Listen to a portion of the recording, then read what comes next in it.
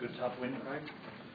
Yeah, it was, Steve. We battled a little bit the first half. You know, we didn't have our level footy and not much field position. And when we did, we dropped it. You know, so we didn't put a lot of pressure on them in the first half, and they put our loop on us. So you know, I thought we handled it pretty good.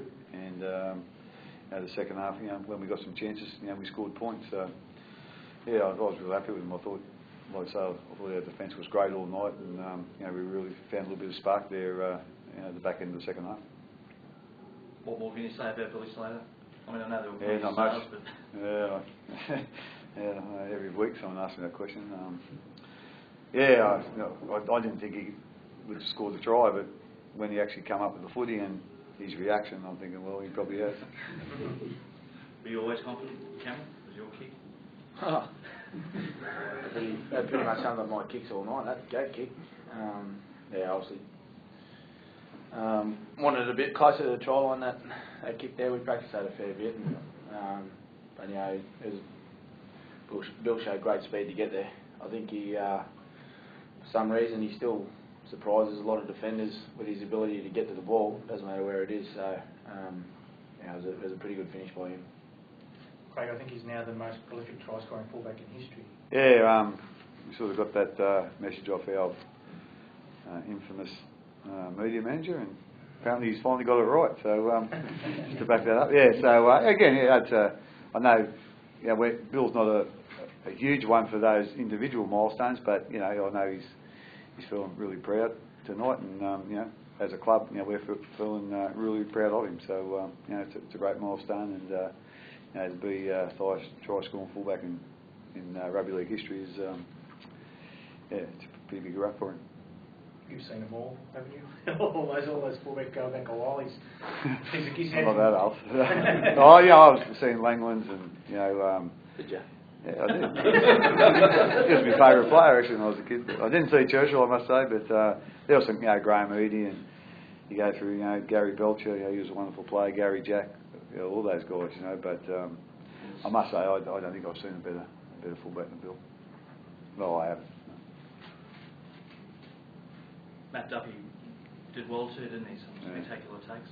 He's been, he had a bit of a mixed week out in our first round game, and but the last 2 weeks he has been tremendous, you know. And the other guy on the side with him is, you know, Justin O'Neill. He's played really strongly the last couple of weeks as well. So you know, they're two really young guys that you know, we've brought to the club as juniors, and you know, we'd like to see them, you know, play their whole career out with us, because they're outstanding kids, and like I say, we love having them in the club and in the team, and you know, hopefully you know, they'll be here for a long time. After the week the Titans had that first half, is that what you expected from them, that they'd be really out to? Oh, without a doubt, yeah. Yeah, we didn't really talk about it too much, but added with, you know, the week they had, and you know, Minicello's 200th, I think, you know, Bird's 150th or it was. So again, you know, it's a pretty big night for them, and I'm sure they were very determined to come out there and, you know, play, you know, with real commitment, and they did. You know, like they got off to obviously a bad start with that try we scored early, but after that they put a lot of pressure on us, and you know, as I said, we had to come up with some real good defensive plays for long periods of time, you know, to keep them out.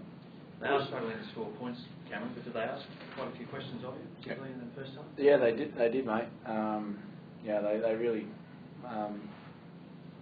you know, put us under the pump there for a lot of that first half. Our goal line defence was really tested.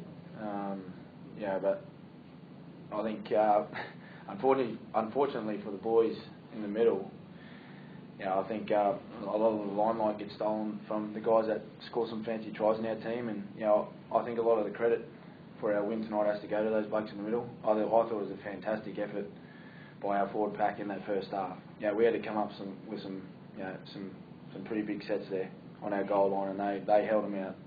They kept turning up in defence, and then when the ball got turned over on our line, they put their hand up to take the ball out and into a brick wall. And yeah, they were fantastic. And really, the way we defended in that first 40 minutes probably allowed us to play the way we did in the second half, because I think at times when teams have a lot of opportunities and they come up with no points, that sort of breaks their heart a little bit. And I think that's maybe what we did tonight. You know, we held them out for so long, and then come out the second half, first 10 or 15 minutes was pretty hard again, but you know we ended up coming over the top of them fairly strongly.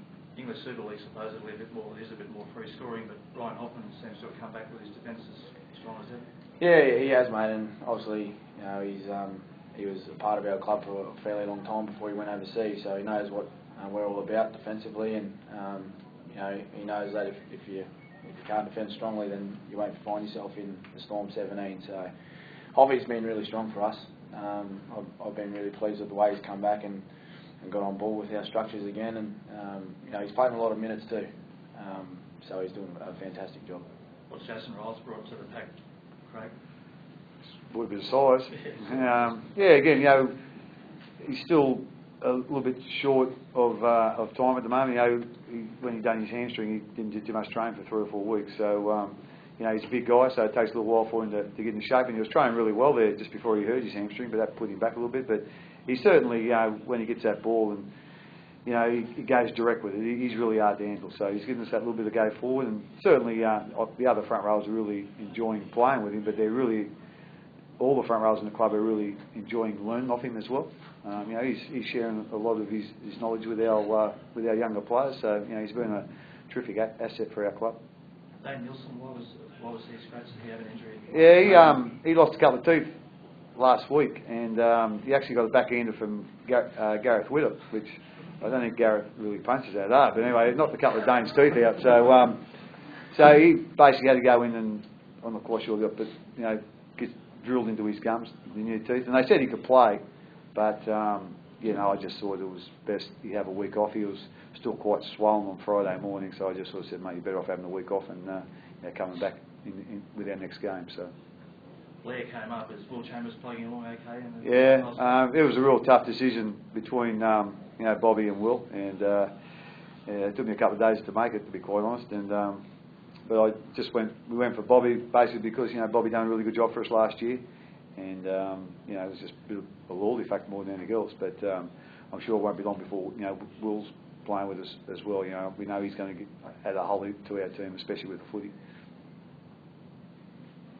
Injuries today, Todd Lowry, was he okay? Yeah, he's got a crook ankle, but I think he just got strapped up. But you know, he'll be doubtful next week, I think. Yeah.